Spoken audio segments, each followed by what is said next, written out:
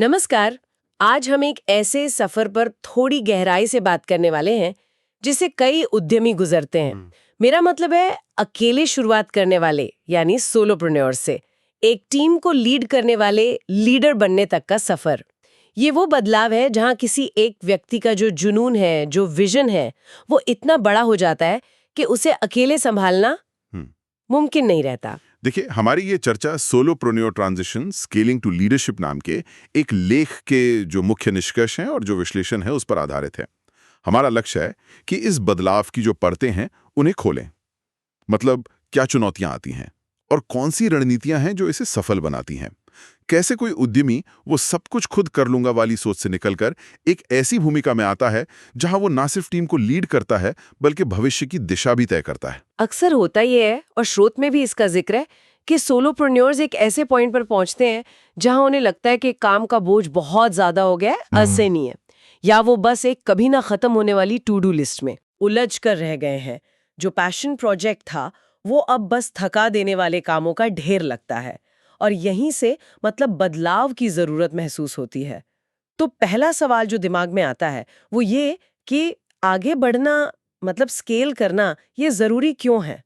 क्या सिर्फ इसलिए कि काम ज्यादा है? स्रोत कहता है कि ये सिर्फ काम के बोझ की बात नहीं है। जो उद्यमी सच में दूरदर्शी होते हैं ना, हाँ, उनका विजन अक्सर उनकी अपनी क्षमता से कहीं बड़ा होता है। बिल्कुल। तो अकेले काम करते रहने का मतलब है उस विजन को सीमित करना। पर क्या ये सिर्फ एक एहसास है या इसके कुछ ठोस संकेत भी होते हैं? नहीं नहीं, ये सिर्फ एहसास नहीं है, बिल्कुल नहीं। स्रोत कुछ साफ संकेत बताता है।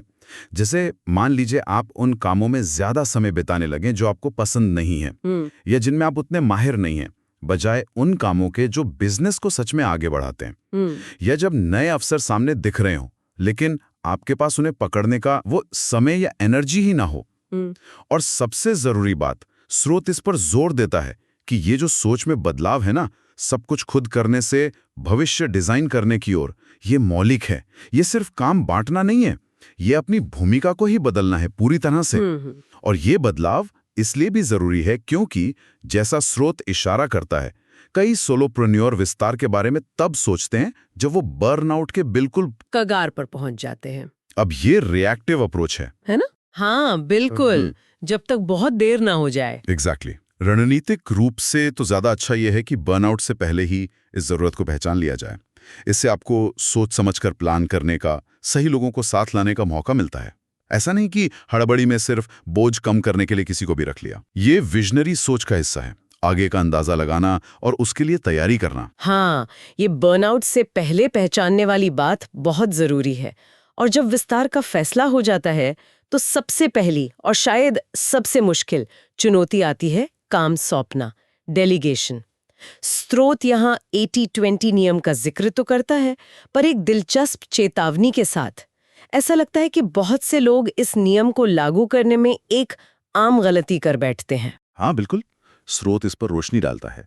देखिए, आमतौर पर 80-20 नियम का मतलब है उन 20% कामों पर ध्यान देना जो 80% नतीजे देते हैं।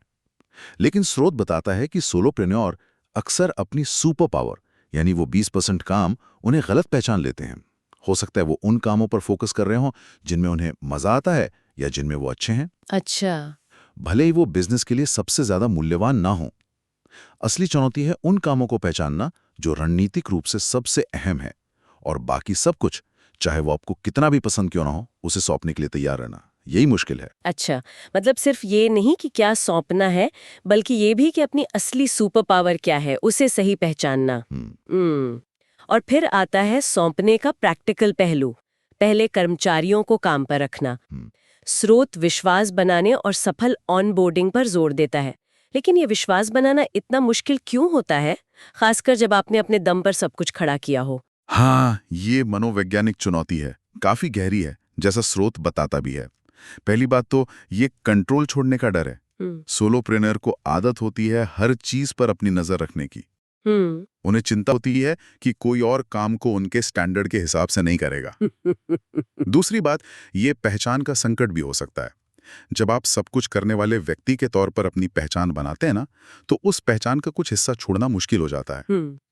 स्रोत ये भी साफ करता है कि विश्वास सिर्फ महसूस करने की बात नहीं है, ये एक एक्टिव प्रोसेस है। इसमें आता है कि आप साफ तौर पर बताएं कि क्या उम्मीदें हैं, जरूरी संसाधन और ट्रेनिंग दें, और अगर गलतियां हो तो सीखने का माहौल बनाएं, डांट फटकार नहीं। सफल ऑनबोर्डिंग सिर्फ कागजी कार्रवाई नहीं है, ये नए सदस्यों को कंपनी के कल्चर, वैल्यूज और काम करने के तरीकों से परिचित कराने का एक सिस्टमैटिक तरीका है, ताकि वो जल्दी से प्रभावी बन सकें और महसूस करें कि हाँ, वो टीम का हिस्सा हैं। और इसी से जुड़ा है क्वालिटी बनाए रखने का सवाल। ये डर भी तो होता है कि काम सौंपेंगे तो क्वालिटी गिरेगी। स्रोत कहता है, नियंत्रण खोए बिना लगाम छोड़ना। सुनने में तो अच्छा लगता है, पर प्रैक्टिकली इसका मतलब क्या है? क्या सिस्टम और फीडबैक लूप ही इसका जवाब है? हाँ, बिल्कुल। मुख्य रूप से यही जवाब है। स्रोत साफ कहता है कि स्पष्ट कम्युनिकेशन और रेगुलर फीडबैक लूप ही क्वालिटी बनाए रखने की कुंजी हैं। लगाम छोड़ने का मतलब ये नहीं है कि आप आंखें बंद कर लें, बिल्कुल नहीं। इसका मतलब है साफ मानक और प्रक्रियाएं बनाना, यानी सिस्टम। और फिर नियमित रूप से, लेकिन बिना हर छोटी चीज में दखल दिए, मतलब माइक्रो मैनेजमेंट किए बिना, ये जांचना कि काम उन मानकों के हिसाब से हो रहा है या नहीं।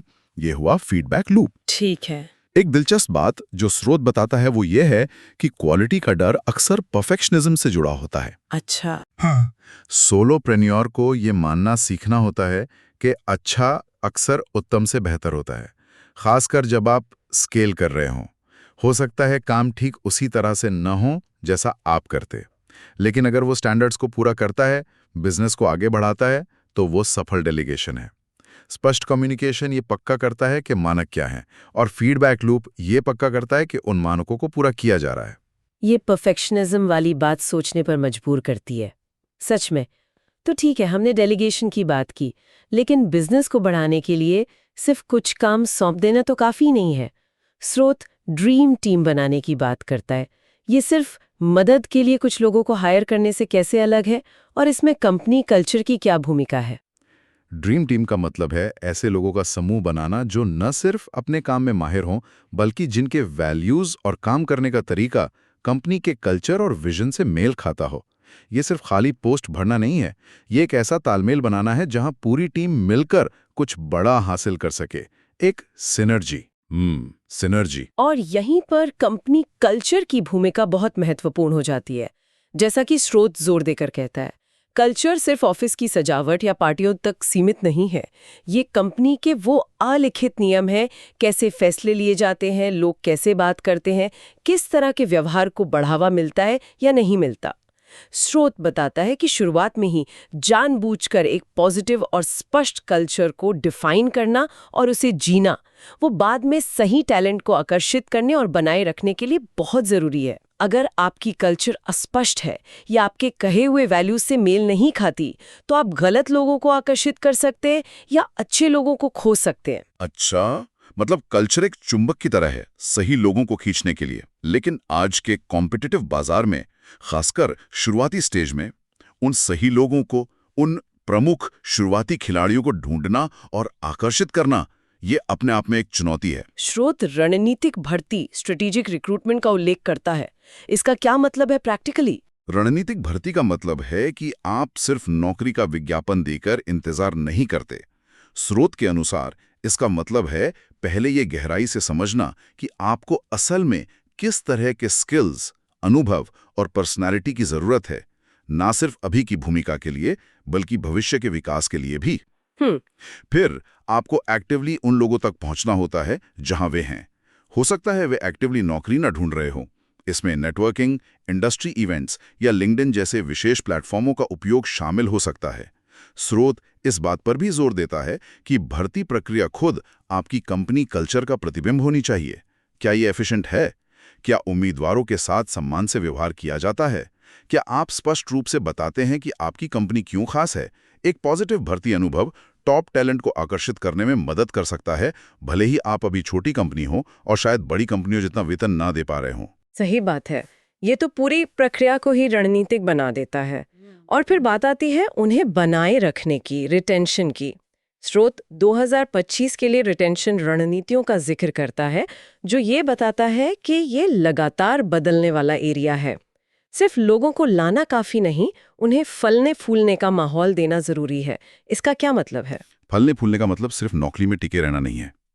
स्रोत के अनुसार इसका मतलब है एक ऐसा माहौल बनाना जहां कर्मचारी महसूस करें कि उन्हें महत्व दिया जाता है, वो प्रोफेशनली ग्रो कर रहे हैं और उनके काम का एक उद्देश्य है। स्रोत ये भी संकेत देता है कि 2025 और उसके बाद की रिटेंशन रणनीतियों में कर्मचारियों की भलाई मतलब वेलबींग और मेंटल हेल्थ पर ध्यान देना और भी जरूरी हो जाएगा। एक लीडर के तौर पर आपकी जिम्मेदारी सिर्फ काम करवाना नहीं है, बल्कि अपनी टीम के सदस्यों का ध्यान रखना भी है। जब लोग महसूस करते हैं कि कंपनी उनकी परवाह करती है, तो वे न केवल रुकते हैं बल्कि ज्यादा मोटिवेटेड और प्रोडक्टिव भी होते हैं। बिल्कुल। तो टीम बन गई, कल्चर परिभाषित हो गया, लोग फल फूल रहे हैं। अब बिजनेस को सुचारू रूप से बढ़ाने के लिए ऑपरेशंस को व्यवस्थित करने की जरूरत है। यहीं पर सिस्टम और ऑटोमेशन की भूमिका आती है, जिसका जिक्र स्रोत करता है। क्या ये सिर्फ एफिशिएंसी बढ़ाने के बारे में है या इसका कोई गहरा रणनीतिक महत्व भी है? एफिशिएंसी तो यकीनन एक बड़ा हिस्सा है, लेकिन स्रोत बताता है कि सिस्टम का महत्व इससे कहीं ज्यादा है। सिस्टम चाहे वो ग्राहक सेवा के लिए हो, बिक्री प्रक्रिया के लिए हो या ऑनबोर्डिंग के लिए, वे स्थिरता और पूर्वानुमेयता मतलब प्रिडिक्टेबिलिटी लाते हैं। स्थिरता। हाँ, ये स्थिरता न केवल अंदरूनी तौर पर जरूरी है, गलतियां कम होती हैं, ट्रेनिंग आसान होती है, बल्कि ग्राहकों के अनुभव के लिए भी जरूरी है। उन्हें पता होता है कि आपसे क्या उम्मीद करनी है। और रणनीतिक रूप से देखें तो सिस्टम आपको स्केल करने की क्षमता देते हैं। बिना स्थापित प्रक्रियाओं के हर नया ग्राहक या हर नया कर्मचारी अव्यवस्था को बढ़ाता है। सिस्टम आपको क्वालिटी बनाए रखते हुए वॉल्यूम बढ़ाने की अनुमति देते हैं। स्रोत ये भी बताता है कि सिस्टम लीडर को रोजमर्रा के कामों से मुक्त करते हैं। जब काम करने का एक तय तरीका होता है, तो लीडर को हर छोटी चीज की निगरानी करने की जरूरत नहीं पड़ती। और यहीं पर ऑटोमेशन और एआई की भूमिका आती है, जिसका जिक्र स्रोत ने किया है। ये सिर्फ काम को तेज करने वाले उपकरण हैं या ये नेतृत्व के लिए समय निकालने में भी मदद करते हैं? दोनों ही हैं। स्रोत बताता है कि ऑटोमेशन जो दोहराई जाने वाले, समय लेने वाले काम हैं, उनको ऑटोमेट करके तुरंत एफिशिएंसी बढ़ा सकता है, जैसे ईमेल मार्केटिंग, शेड्यूलिंग या डेटा एंट्री। एआई और जो एडवांस टूल्स हैं, वो विश्लेषण और निर्णय लेने में मदद कर सकते हैं। लेकिन उनका सबसे बड़ा रणनीतिक लाभ शायद यही है कि वे लीडर का समय और मानसिक ऊर्जा बचाते हैं। हाँ, ये महत्वपूर्ण है। बिल्कुल। जब आप कम महत्व के कामों में नहीं उलझे होते, तो आप उन चीजों पर ध्यान केंद्रित कर सकते हैं जो केवल आप ही कर सकते हैं। विजन तय करना, रणनीति बनाना, प्रमुख संबंध बनाना और टीम का नेतृत्व करना। सिस्टम और ऑटोमेशन से प्रदर्शन की निगरानी करना भी आसान हो जाता है, लेकिन यहीं पर माइक्रो मैनेजमेंट का खतरा आता है। स्रोत डेटा संचालित निर्णय लेने की बात करता है, लेकिन इसे माइक्रो मैनेजमेंट से कैसे अलग रखा जाए? मतलब वो बारीक लाइन कहाँ है? ये एक बहुत जरूरी संतुलन है और स्रोत इसे विश्वास से जोड़ता है। डेटा संचालित होने का मतलब है प्रदर्शन को समझने के लिए तथ्यों और आंकड़ों का उपयोग करना, क्या काम कर रहा है, क्या नहीं, कहाँ सुधार की गुंजाइश है। माइक्रो मैनेजमेंट का मतलब है कैसे काम किया जा रहा है, उसकी हर छोटी डिटेल को कंट्रोल करने की कोशिश करना। अच्छा। स्रोत सुझाव देता है कि डेटा का उपयोग सजा देने या सिर्फ निगरानी करने के बजाय सीखने और सुधार करने के लिए किया जाना चाहिए। टीम के साथ लक्ष्यों और प्रमुख मैट्रिक्स पर स्पष्टता होनी चाहिए, बिल्कुल साफ। फिर प्रदर्शन डेटा का उपयोग उन लक्ष्यों की दिशा में प्रगति को ट्रैक करने और अगर जरूरी हो तो रास्ते को एडजस्ट करने के लिए किया जाना चाहिए। जब टीम को पता होता है कि डेटा का उपयोग उन्हें सफल होने में मदद करने के लिए किया जा रहा है, न कि सिर्फ उन पर नजर रखने के लिए, तो वे इसे सकारात्मक रूप से देखते हैं। ये पारदर्शिता और विश्वास पर आधारित अप्रोच है। ये पूरी यात्रा सोच बदलने से लेकर डेलीगेशन, टीम बिल्डिंग और सिस्टम बनाने तक, ये सब अंततः लीडर की अपनी भूमिका में एक मौलिक परिवर्तन लाता है। स्रोत इसे ऑपरेटर से रणनीतिकार बनने के रूप में बताता है। इस नई भूमिका की सबसे बड़ी चुनौतियां और जिम्मेदारियां क्या हैं? देखिए, सबसे बड़ी जिम्मेदारी है विजन को जीवित रखना और उसे स्पष्ट रूप से सबको बताना, कम्युनिकेट करना। अब लीडर का काम सिर्फ ये पक्का करना नहीं है कि आज का काम हो जाए, बल्कि ये पक्का करना है कि हर कोई समझता है कि कंपनी कहाँ जा रही है और उनका काम उस बड़े लक्ष्य में कैसे योगदान देता है। हाँ। इसमें टीम को प्रेरित करना, उनका मनोबल बढ़ाना और एक सकारात्मक, उद्देश्यपूर्ण कल्चर को बढ़ावा देना शामिल है। स्रोत इसे प्रभावशाली नेतृत्व कहता है, जो सिर्फ मैनेजमेंट से कहीं आगे है। एक और बड़ी चुनौती जिसका स्रोत जिक्र करता है वो है अनिश्चितता और बदलाव से निपटना।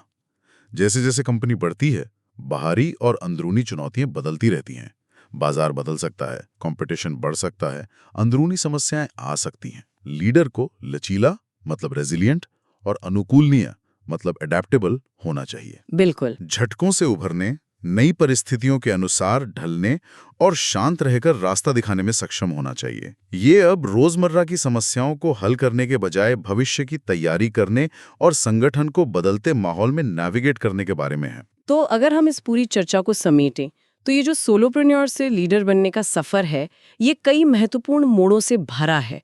ये मानसिकता में बदलाव से शुरू होता है, फिर काम सौंपने और भरोसा करने की कला सीखने तक जाता है, फिर सिर्फ कर्मचारी नहीं बल्कि एक समर्पित टीम बनाना, बिजनेस को टिकाऊ रूप से बढ़ाने के लिए सिस्टम स्थापित करना और अंत में रोजमर्रा के कामों से ऊपर उठकर एक रणनीतिकार और दूरदर्शी लीडर की भूमिका निभाना। संक्षेप में कहें तो ये करने से नेतृत्व करने की और एक गहरा बदलाव है ना? बिल्कुल, एकदम सही कहा। और इन स्रोतों से मिली सारी जानकारी को देखते हुए एक सवाल मन में उठता है जो हमें आगे सोचने पर मजबूर करता है। स्रोत हमें शुरुआती टीम बनाने और सिस्टम स्थापित करने तक का रास्ता दिखाता है। ठीक है। लेकिन जब बिजनेस और बढ़ता है, मान लीजिए 50 या 100 लोगों की टीम बन जाती है, तब नेतृत्व की भूमिका और कंपनी की संस्कृति कैसे विकसित होती रहती है? ये दिलचस्प सवाल है। हाँ, क्या वही रणनीतियां तब भी काम करती हैं या लीडर को फिर से अपनी भूमिका और शैली को बदलना पड़ता है? क्या वो शुरुआती कल्चर बड़े पैमाने पर बना रह सकता है? ये सवाल हमें याद दिलाता है कि विकास और नेतृत्व का ये सफर शायद कभी पूरी तरह खत्म नहीं होता, ये चलता रहता है। वाकई ये एक बहुत अहम सवाल है और शायद भविष्य में किसी और चर्चा का विषय हो सकता है।